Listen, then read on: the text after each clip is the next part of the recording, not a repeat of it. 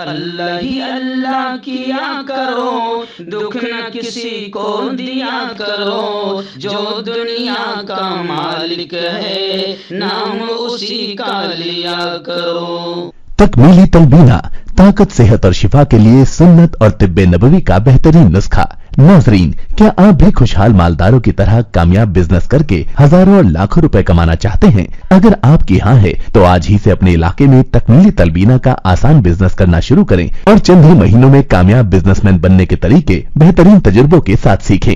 Businessman बनने का ये मौका कहीं आपके भी हाथ से चला न जाए, इसलिए अभी हमसे राब्ता करें 9890963757।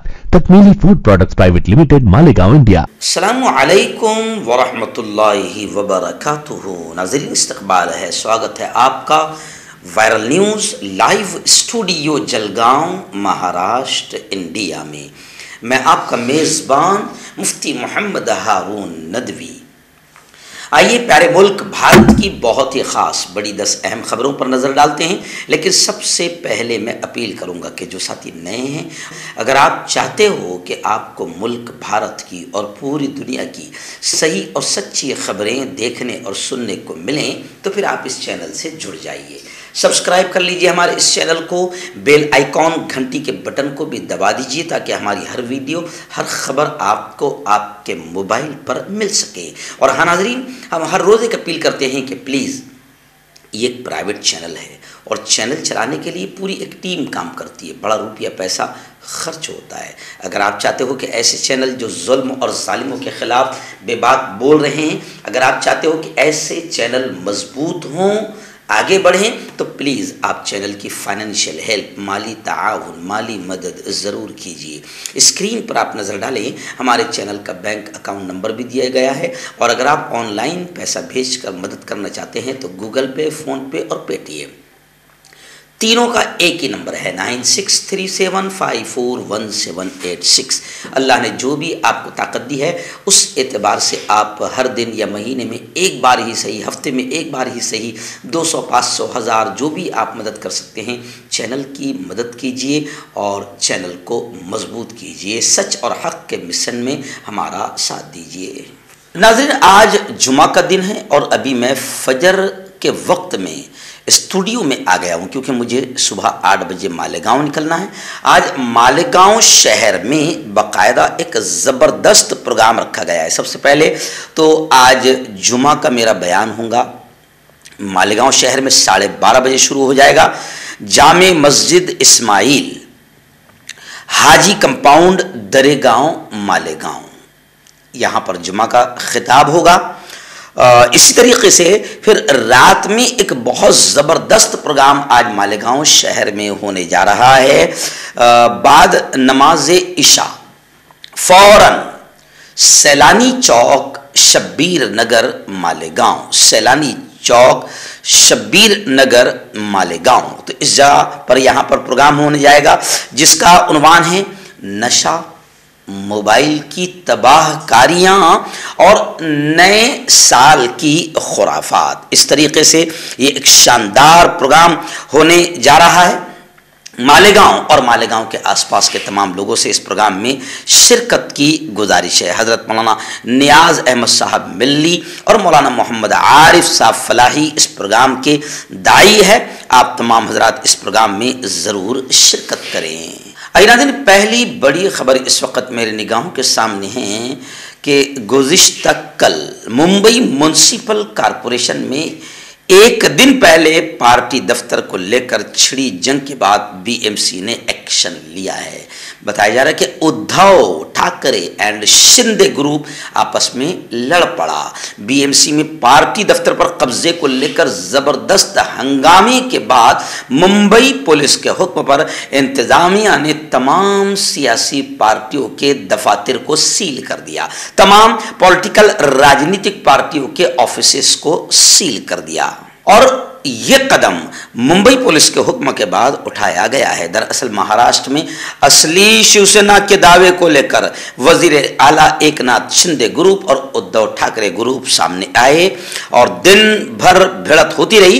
इसी सिलसिले में एक बार फिर दोनों ग्रुप के दरमियान बीएमसी हेडक्वार्टर में बुध की शाम झड़प हो गई थी। शिंदे ग्रुप के लोगों ने बीएमसी हेडक्वार्टर में बने शिवसेना के दफ्तर पर कब्जा कर लिया था। इस दौरान वहां मौजूद उद्धव ठाकरे ग्रुप के लीडरान ने इसकी मुखालिफत की थी।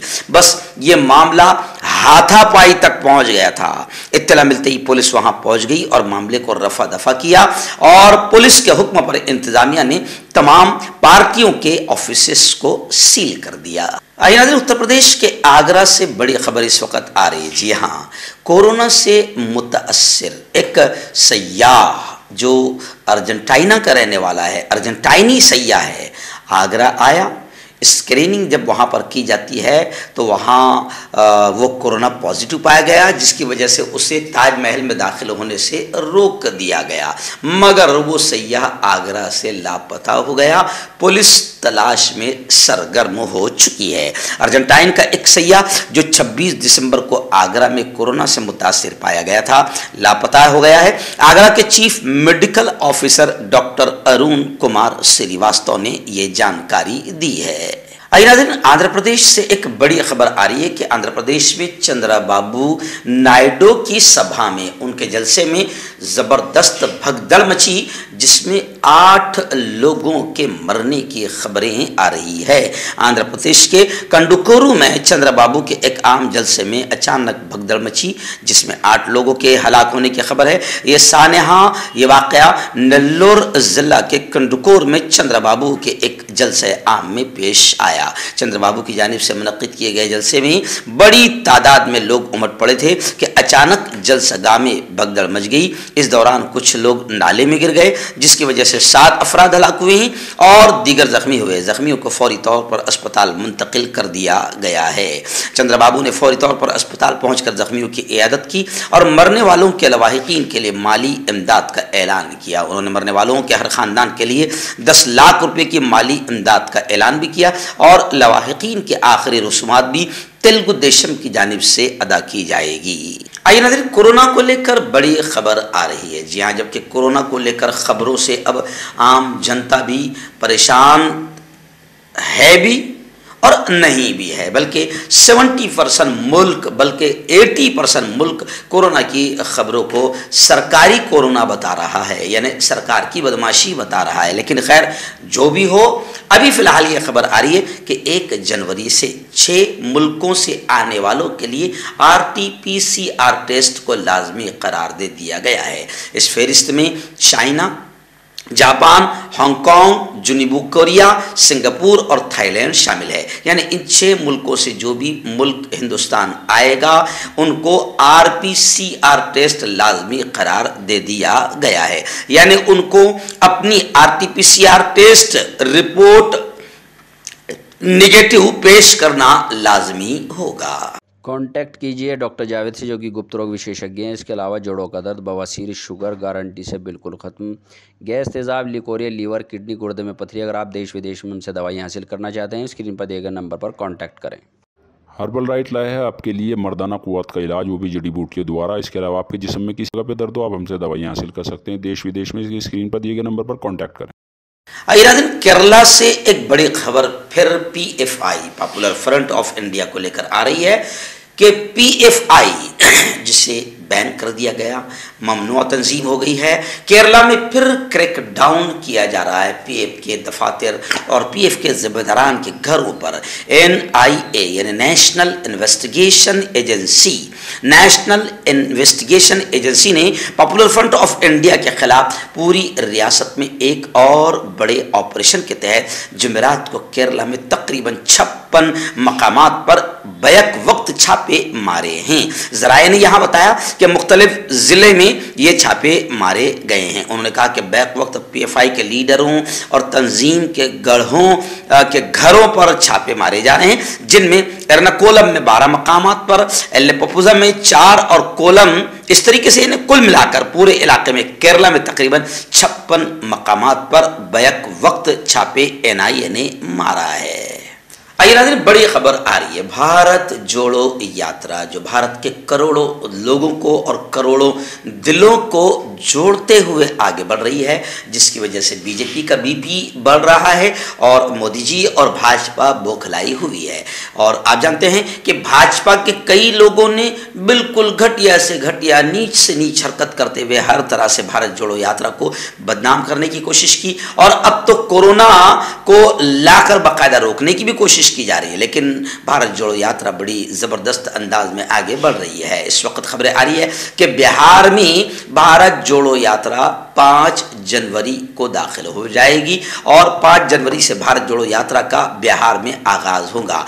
बांका से शुरू होकर भागलपुर, खगड़िया, बेगूसराय, दरभंगा और पटना होते हुए भारत जोड़ो यात्रा गया पहुंचेगी। आइए नाज़रीन, एक बड़ी खबर आ रही है। जी हाँ, नागपुर असेंबली में अबू आसिम आज़मी समाजवादी पार्टी के सुप्रीमो ने हुकूमत के मुतालबे पर हुकूमत ने फैसला लिया है कि अब फैसला क्या लिया है कि अब यूनानी डॉक्टरों को भी सरकारी नौकरी मिलेगी। नौकरी में 10% रिजर्वेशन होगा। यूनानी डॉक्टरों को सरकारी नौकरी में लिया जाए, ऐसा मुतालबा समाजवादी पार्टी की जानिब से कई सालों से किया जा रहा था। नागपुर के सरमाई इजलास में भी समाजवादी पार्टी के महाराष्ट्र सदर एमएलए अबू आसिम आज़मी और एमएलए समाजवादी रईस शेख ने काबिल तवज्जो नोटिस के जरिए से इस मामले को फिर एक बार असेंबली में उठाया, जिस पर महाराष्ट्र हुकूमत ने यूनानी डॉक्टरों को 10% सरकारी नौकरी देने का फैसला किया है।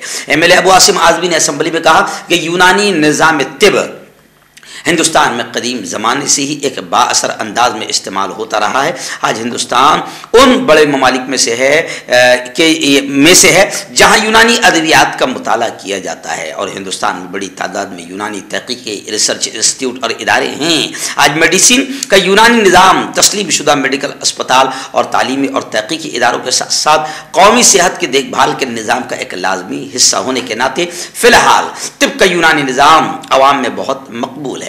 इस तरीके से उन्होंने सारी बातें रखी और बरसों से समाजवादी पार्टी इस मुद्दे को उठा रही थी। अब ये मामला सामने आया कि सरकार ने 10% यूनानी डॉक्टर्स को सरकारी नौकरी में रिजर्वेशन देने का फैसला कर लिया। आइए नाज़रीन, फिल्म पठान, किंग खान के फिल्म पठान जिसने स्क्रीन पर और पर्दे पर आने से पहले ही करोड़ों लोगों के दिलों में सिर्फ मुल्क हिंदुस्तान नहीं बल्कि पूरी दुनिया में जगह बना ली है।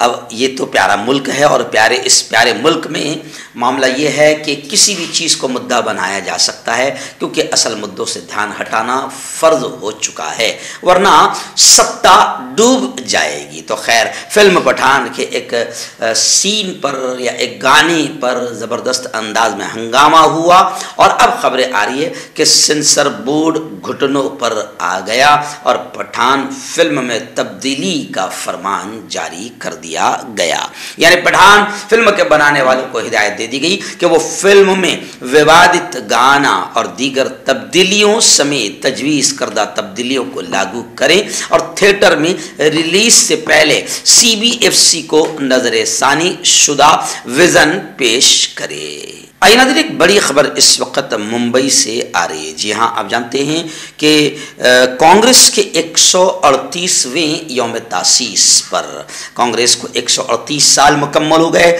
इस मौके पर बाकायदा मुल्क भर में अलग अलग अंदाज में प्रोग्राम्स लिए गए और मुल्क को कैसे बचाया जाए, इस मुल्क से नफरतों को कैसे ख़त्म किया जाए और अंग्रेज़ों से भी ज़्यादा नुकसान इस वक्त इन 7 सालों में मुल्क को पहुँच चुका है।